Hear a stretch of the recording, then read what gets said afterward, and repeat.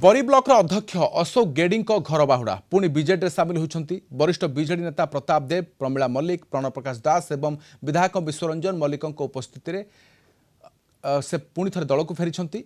ए अवसर में विरोधी दल मुख्य सचेतक प्रमिला मल्लिक कहते शासक दल बीजेडी को भांगा चेष्टा करुच्ची। बरी ब्लॉक अध्यक्ष अशोक गेडी को विभिन्न प्रकार चाप प्रयोग कर प्रलोभन देखाई एवं धमक चमक दे बीजेपी में मिसवा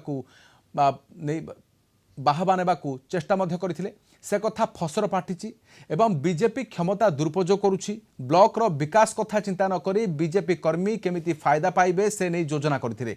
अशोक गेडी पुणी बीजेडी एवं सुप्रीमो नवीन पट्टनायक ऊपर भरोसा कर दल को आछंती।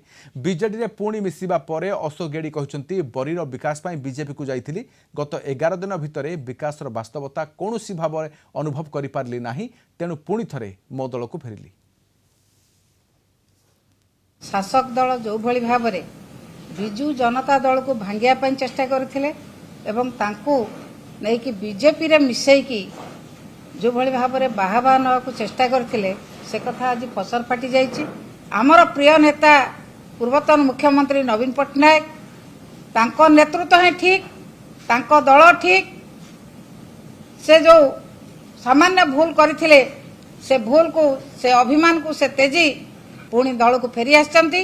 सारा ओडिशा रे वर्तमान किछि प्रलोभन आउ किछि धमक देखि से माने क्षमतार दुरुपयोग करी से माने जो माने विजु जनता दल इलेक्टेड मेंबर मानक नवा चेष्टा करछंती। से विषय पुंखानुपुंख निजे अध्यक्ष मध्य अशोक गेडी मध्य कहबे। मु तो एई घर थिली किंतु एई घर भी अछि जस्ट टिके रास्ता बाउडा ही जाइतिली जोटा कि मो जमी सरकार चेंज है डेभलप हम मु तो 10 दिन 11 दिन हम आज जाइली।